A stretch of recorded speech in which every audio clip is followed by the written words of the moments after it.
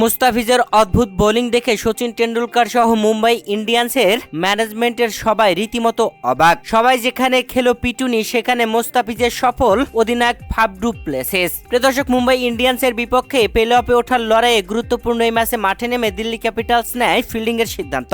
আগে ব্যাটিং এ আসা মুম্বাই ইন্ডিয়ান্স শুরু থেকে দাপট দেখাতে ব্যর্থ ছিল, যেখানে দলীয় তৃতীয় ওভারে ফাফ ডু প্লেসিস বোলিং এ আনেন মুস্তাফিজুর রহমানকে। মুস্তাফিজের কাঁধে ভরসার হাত রাখেন আর মুস্তাফিজ সেই ভরসার প্রতিদানও দিয়েছেন। দলীয় তৃতীয় ওভারে নিজের করা প্রথম ওভারের দ্বিতীয় বলে রোহিত শর্মাকে প্যাভিলিয়নে পাঠান মুস্তাফিজুর রহমান, যেখানে সজোরে বাউন্ডারি হাঁকাতে চেয়েছিলেন রোহিত শর্মা, তবে ব্যাটের সাইডে লেগে উইকেট রক্ষকের হাতে ক্যাচ আউট হয়ে প্যাভিলিয়নে ফেরেন রোহিত শর্মা। শুরুটা মুস্তাফিজুর রহমান বিধ্বস্ত করে দিলেও বাকি বোলাররা এসে সেভাবে ভালো করতে পারেনি, সুবিধা তুলে নিতে পারেনি। শেষ পর্যন্ত মুম্বাই ইন্ডিয়ান্স 180 রান সংগ্রহ করে 5 উইকেট হারিয়ে। মুস্তাফিজুর রহমান এই ম্যাচে নিজের 4 ওভার বল করে 30 রান খরচায় একটি উইকেট তুলে নেন, তবে বাকি বোলাররা ছিল খুবই খরচে।